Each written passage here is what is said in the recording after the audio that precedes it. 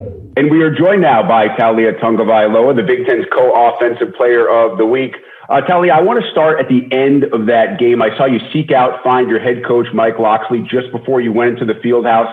Kind of looked like an emotional embrace and conversation. What can you tell us about that interaction?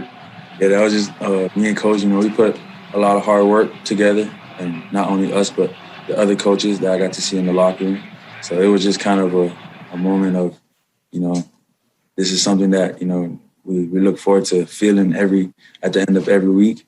And, if we just continue working, then we'll have that feeling. So it was a good feeling. And like I said, hopefully we can feel that after every week. So.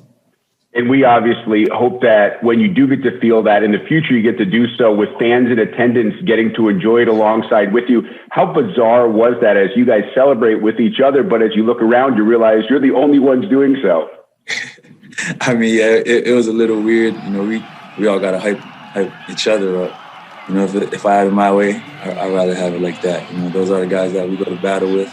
I mean, we prepare with the whole week, so it was fun celebrating with them.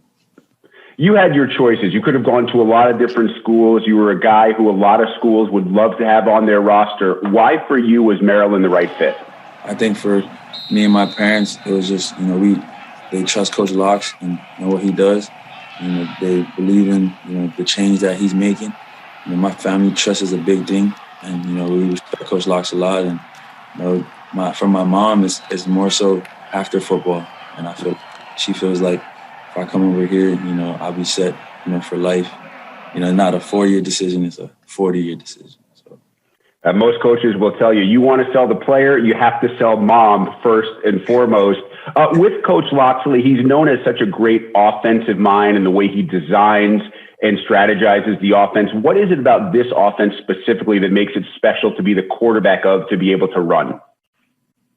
Like you said, Coach Locks and also Coach Mo, they coach us, really well.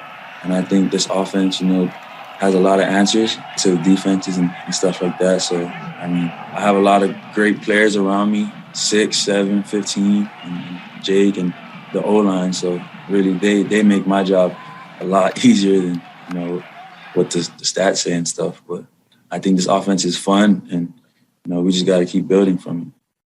How do you describe those weapons? Let's start on the outside. You mentioned the numbers. We can talk about the names as well. Your receivers were terrific on Friday night. What's the best way to describe the skill set of those guys? Playmakers. I feel like they're just playmakers. You got to get the ball in their hands. That was one thing that, I wasn't doing against Northwestern.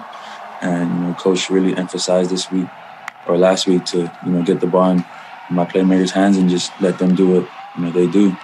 And interesting to see the performance on Friday night from Jake Funk. Here's a guy who is a 3-star recruit coming out of high school as a safety, not even as a running back. He deals with injuries. He goes for well over 200. Coach Locksley talked long and hard about how much he loves Jake Funk. How much from a player's perspective is he the heart and the soul of this team? Oh, yeah, Jake Funk is I'd probably say he's the leader of our offense. He's the veteran in the backfield. And, he leads the old linemen and all of us. He's been in college for a long time. Knows the system really well. And like I said, he's the veteran, so he's the one who kind of keeps us level-headed. And, he's on the sideline always, hyping us up and motivating us.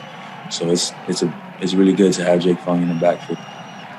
It's a great weekend for Maryland football. Also a great weekend for the Tagovailoa family as your older brother, Tua, gets his first career start and his first career win. I'm interested to hear as if you guys had a chance to talk last night, and if so, what that conversation was like. Yeah, we got to talk a little bit last night, and it was just us just talking regular and how the game was and stuff. And he said he enjoyed it, and it was just good to see my whole family over there. Got to watch him play. Because they could have fans over there, so it was good for my family to enjoy that experience. So it was just good to see him happy. I think some people on the outside probably assume that you guys speak almost exclusively about football, but it also sounds like there's so much trust and understanding within your family and how important family is to all of you. How much do you speak about things outside the football field as well? I think we talk about more stuff outside the football field more than in football. Just every time I talk to Tua, it's either he learned a new song on the guitar or, he learned a new Fortnite move or, just something different. And I think for me, that makes me level-headed, you know what I mean? And it makes me appreciate everything else because, with football season, you're always busy and talking about football and stuff. So it kind of eases my mind talking to them. You told me that he's talking to you about guitar playing and Fortnite playing. What are you speaking to him about that is related to things off the football field?